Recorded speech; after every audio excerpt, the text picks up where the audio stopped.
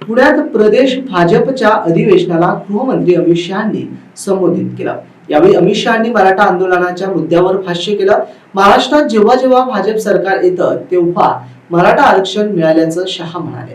पवारांचं सरकार आल्यावर मराठा आरक्षण गायब झाल्याचा आरोप शहांनी केला। ये प्रकार की इल्यूजन पवार साहब खड़ा कर रहे हैं। मैं आज पवार साहब को कहने आया हूं, हमारे देवेंद्र जी, दादा शिंदे जी, अजीत दादा शिंदे जी ये सब जवाब दे रहे हैं, मगर दूर से मेरा एक निरीक्षण है, मैं आप लोगों के साथ शेयर करना चाहता हूं।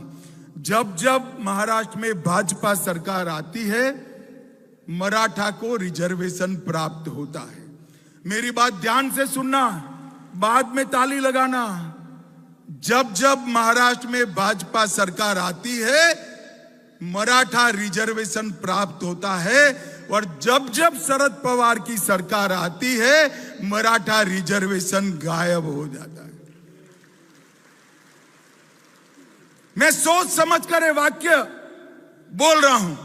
2014 में महाराष्ट्र में मराठा रिजर्वेशन आया, सुप्रीम कोर्ट तक ठीक गया।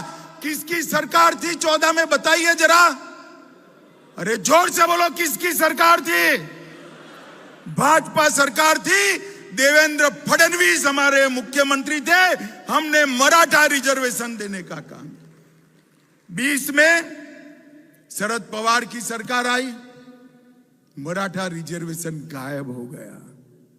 हम आए फिर से, हमने अभी भी मराठा रिजर्वेशन देने का काम किया है।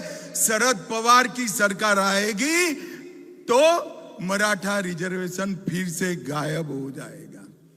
अब मुझे बताओ, मराठा रिजर्वेशन कंटिन्यू रखना है तो किसकी सरकार लानी चाहिए? अरे जोर से बोलो, किसकी लानी चाहिए? भाइयों बहनों, कंफ्यूजन में मत रहिए। समाज के हर तबके को न्याय देने का काम कोई एक पार्टी ने किया है तो भारतीय जनता पार्टी ने किया है। और भारतीय जनता पार्टी झूठ कैसे फैलाए जाते? अभी एक पुराना नोटिफिकेशन निकाल दिया, तारीख नहीं है, फैसला पुराना है। मैं भी कंफ्यूजन में आ गया। मैंने पीयूष गोयल जी को फोन किया, है क्या हुआ? पीयूष गोयल जी ने कहा, साहब ये तो हमारा निर्णय नहीं है, शरद पवार का निर्णय है। वो कह रहे हैं दूध का पाउडर इंपोर्ट होगा। कंफ्यूजन में मत आइए।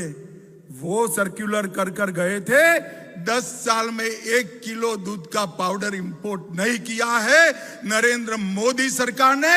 और अगले 5 साल तक 1 ग्राम भी दूध का पाउडर इंपोर्ट नहीं होगा।